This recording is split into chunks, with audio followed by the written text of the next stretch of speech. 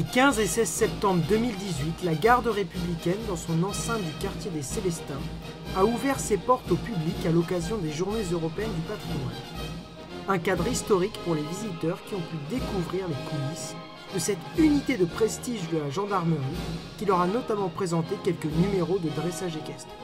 La garde républicaine est ici dans Paris depuis très longtemps. C'est pour elle une obligation d'être ouvert sur les activités qui se déroulent à Paris. Et c'est un plaisir d'être ouvert sur la cité où nous vivons et avec laquelle nous partageons beaucoup de moments. Le régiment de cavalerie particulièrement est connu des Parisiens puisqu'il participe à toutes les grandes cérémonies de l'État.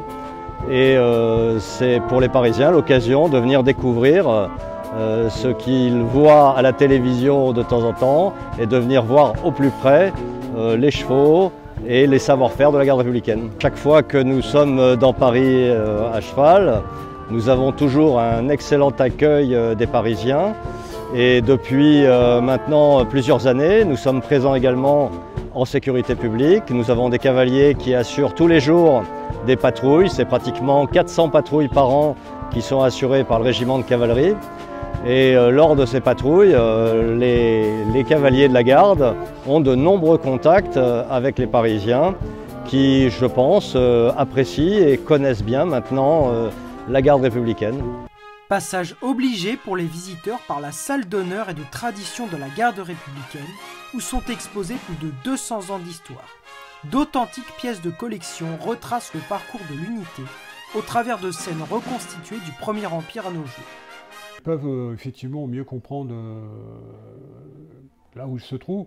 Je dirais quand même que c'est complémentaire par rapport à toutes les activités qui se déroulent dans la cour même, sur le site même des Célestins, hein, puisque sur le site même vous trouvez, je dirais, une évocation, en tous les cas en partie des missions de la garde. Le musée en lui-même, bien sûr, comme on l'imagine, évidemment, c'est l'aspect historique, précisément l'aspect historique. Hein. On se cantonne à cet aspect-là. Ce que j'espère, c'est qu'effectivement, cette muséographie, même si elle est toujours sujet à critique, répond de par la présence de cartels, répondent en tous les cas à l'attente, aussi de par la mise en scène. Hein. Vous avez vu ce principe du diorama qui est assez singulier, qu'on ne retrouve pas ailleurs. Alors même si les collections sont très fournies et peut-être trop fournies, ce principe de diorama, cette mise en scène, je pense, d'après les échos que j'écoute en me promenant dans le public, je pense que ça répond quand même, en tous les cas, j'entends et je vois des yeux émerveillés, donc je pense que ça répond effectivement à l'attente des gens. Alors il y en a une qui peut interpeller effectivement les visiteurs, c'est un diplôme qui a été remis à l'occasion d'une exposition universelle, celle de 1867, sous le Second Empire, et qui marque, si vous voulez, les débuts effectivement de la notoriété de l'orchestre de la garde. Voilà, en 1867, la musique de la garde de Paris remporte un premier prix ex aequo avec des musiques lors d'un concours de musique militaire international. Et on a sur ce document calligraphié des signatures tout à fait extraordinaires, on peut le dire, comme celle de Berlioz, hein, en 1867, de mémoire, il va mourir quelques années plus tard. Berlioz, Gounod, le baron de Taylor, voilà, des membres du jury qui apposent leur signature sur un superbe document, un diplôme qui est remis à la musique de la garde. C'est certainement la pièce la plus exceptionnelle, l'une des plus exceptionnelles de cette salle d'honneur et de tradition. Week-end très riche au quartier des Célestins pour les nombreux touristes qui ont pu découvrir les différents métiers de la garde.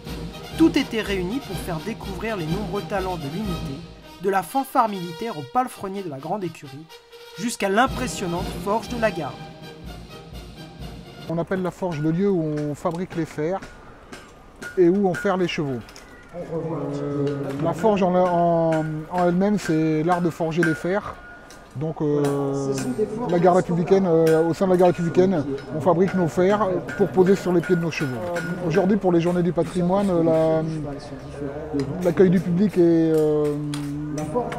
effectué sur ce stand. On présente différentes façons de forger et la ferrure. Les Parisiens découvrent qu'il faut ferrer un cheval pour que celui-ci puisse travailler dans Paris.